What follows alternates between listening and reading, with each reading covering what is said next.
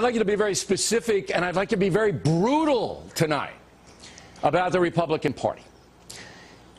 What is it that you object to mostly that caused you to vote for President Obama twice?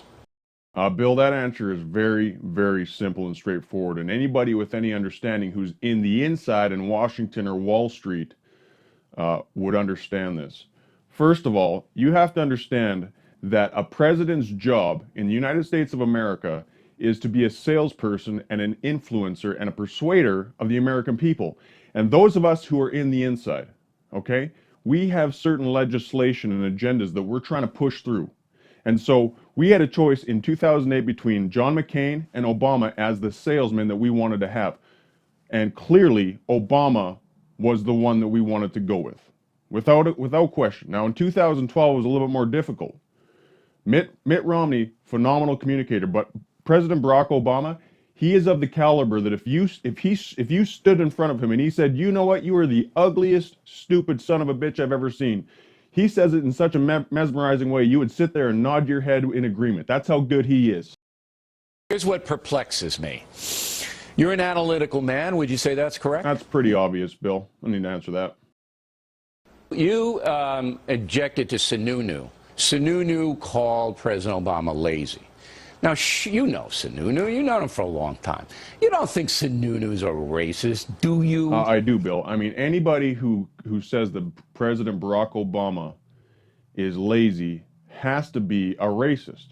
Because the reality is the guy knows more about how to get stuff done and how to delegate, how to push things through. That guy works harder than anybody I've ever met. And for a white man to call a black man lazy is racist. But I'm saying to you, I know Sununu, you know Sununu, he's not a racist. So why even bring it? Just say he was foolish. This is why, though.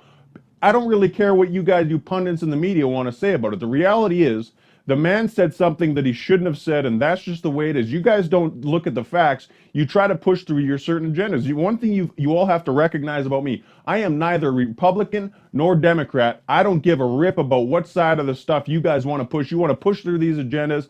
Bottom line is, don't call the man lazy when he's not. I got two more questions for you.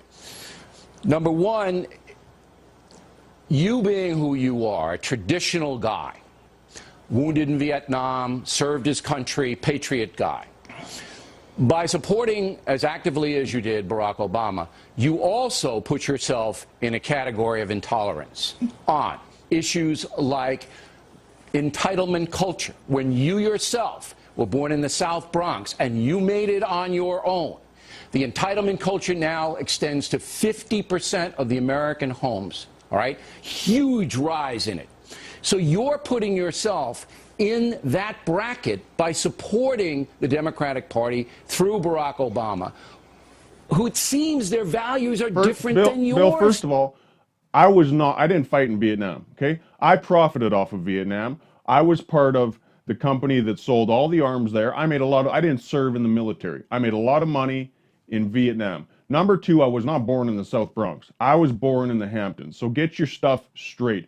And you know me, I can't stand the whole entitlement culture in this country. It is a problem, but the reality is we have to have it because it helps us to enslave the people and give us more power, period. This is a rude question, and I'm sorry to have to ask it.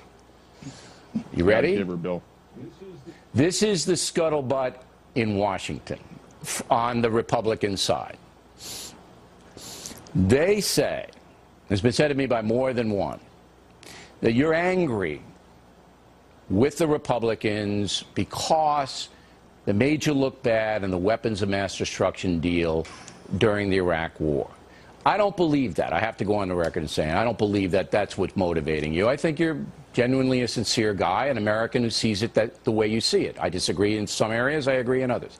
But this is around that Cheney and these guys, you didn't like them, you had no use for Cheney, you had no use for this war, you did what they asked you to do, it turned out there were no weapons of mass destructions, and you held that.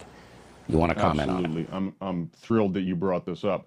First and foremost, you're trying to make this a partisan issue. It's not a partisan issue with me. Second of all, when we went into Iraq, Bill, you got to understand, I was sitting on the board of directors of a company, a contracting company that was set to make billions and billions of dollars. I was literally supposed to walk out of that whole situation with somewhere between $1 to $2 billion in my bank account.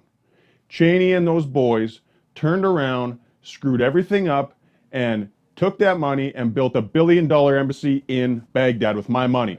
I appreciate it. Oh, was it too bad, was it? It was fine, Bill, fine. You know me, I think you're a patriot, and I wanted you to come on this program, and I wanted you to speak your mind in front of this audience. I think it was an important interview, and we're very happy you did it. Thank you very much.